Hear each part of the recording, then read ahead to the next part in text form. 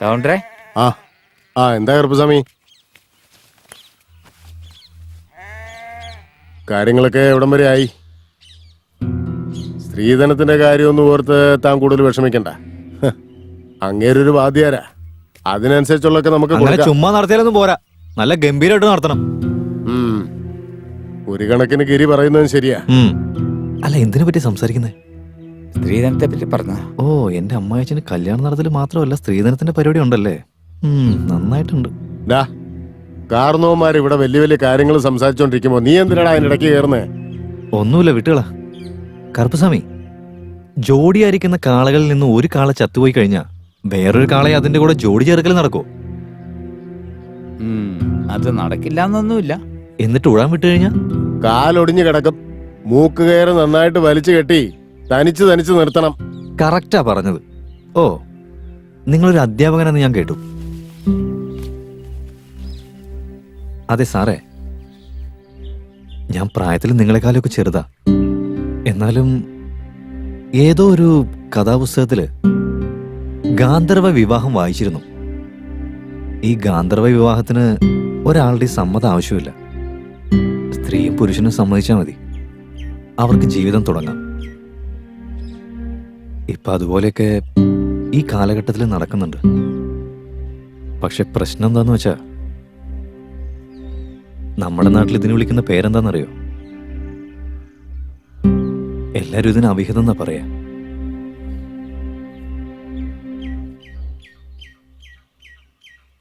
എത്ര നാണം കെട്ട നാട്ടുകാരാണല്ലേ.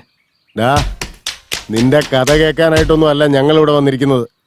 നീ നിന്റെ ജോലി എന്താന്ന് വെച്ചാ ചെയ്തിട്ട് അവിടെ ഒരുത്തൻ ഒളിഞ്ഞു നിന്ന് കേൾക്കുന്നില്ലേ, അവനെയും കൂട്ടിക്കൊണ്ട് സ്ഥലം വിടാൻ നോക്ക്. അതെ സാറേ, നിങ്ങൾ പറ. അല്ല, അത് പിന്നെ അങ്ങേരെന്ത് പറയാനാ? ശങ്കരൻ മര്യാദക്കാരനായിരുന്നെങ്കിൽ എന്നേ ഇവിടെ ഞാൻ കെട്ടിച്ചു കൊടുത്തേനെ. അവന് ജോലിയില്ല, കൂലിയുമില്ല, കുടിച്ചിട്ട് എവിടെയെങ്കിലും കിടക്കും. അവൻ ഇവിടെ നോക്കുമെന്ന് തോന്നുന്നുണ്ടോ? ഞാനും ഒരു പെണ്ണിന്റെ അച്ഛനാ. ഒരു പെങ്കൊച്ചിനെ ആരുടെ കൈ പിടിച്ചു കൊടുക്കണമെന്ന് എനിക്ക് നന്നായിട്ടറിയാം. എത്ര കല്യാണം ഞാൻ നടത്തിയിട്ടുണ്ട്. അവരൊക്കെ ഇപ്പൊ സുഖമായിട്ട് ജീവിക്കുന്നില്ലേ? ഇവനൊക്കെ പറയുന്നത് കേൾക്കേണ്ടി വന്ന എന്റെ തലവിധി. അങ്ങോട്ട് കൊടുക്കുമ്പോളെ.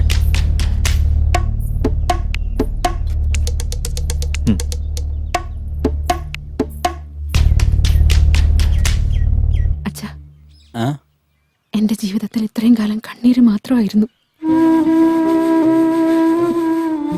ഒന്നുകൂടി ഒന്ന് ആലോചിച്ച് നോക്ക്.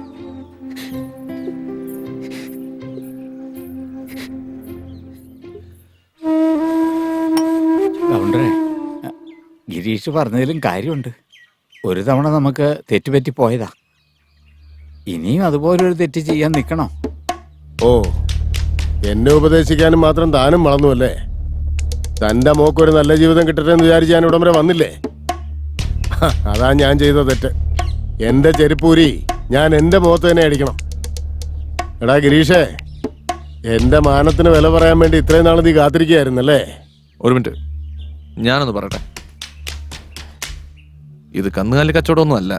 തോന്നിയ ദിവസം പോലും ഒരു തീരുമാനം എടുക്കാൻ പറ്റില്ല. ഒരു പെൺകുട്ടിയുടെ ജീവിതത്തിന്റെ കാര്യമല്ലേ, അവളുടെ ആഗ്രഹങ്ങൾ ചോദിച്ച് മനസ്സിലാക്കി അതിനു പറ്റിയ നല്ല തീരുമാനമെടുക്കും.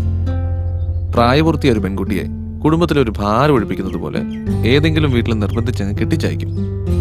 ആ പെൺകുട്ടി കുടുംബത്തെ നാണം കെടുത്താതിരിക്കാൻ ജീവിതം മുഴുവൻ അവിടെ കരഞ്ഞു തീർക്കും. അവിടെ നടക്കുന്നത് ഒരു കുടുംബമല്ല, ശരിക്കും കൊലപാതകമാണ്. അതെന്തായാലും എനിക്ക് ചെയ്യാൻ താല്പര്യമില്ല. കൗണ്ടറേ, എനിക്കിത് കിട്ടേണ്ടത് തന്നെയാ. ഇവരുള്ള ഒരുത്തിനെ കൂട്ടിക്കൊണ്ട് വന്നിട്ട് നമ്മുടെ മുഖത്ത് നമ്മൾ തന്നെ കരിവാരി തേച്ചതുപോലെ ആയി.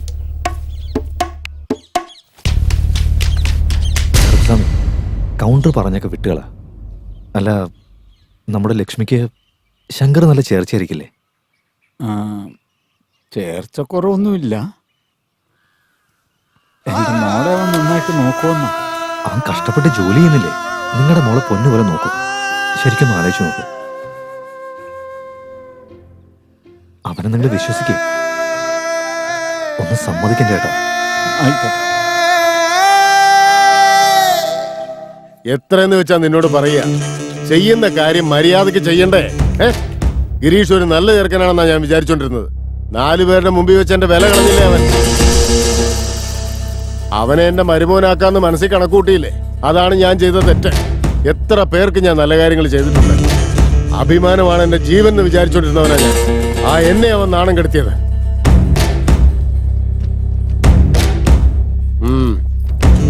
നിന്റെ അനിയനോട് പെട്ടെന്ന് ഇങ്ങോട്ട് വരാൻ പറ. ഇവളുടെ കല്യാണത്തിന്റെ കാര്യങ്ങൾ ആലോചിക്കാൻ വേണ്ടി. ഒന്നുകൂടെയൊക്കെ ഒന്ന് ആലോചിച്ചിട്ട് പോരെ. കൊണ്ടുപോടി.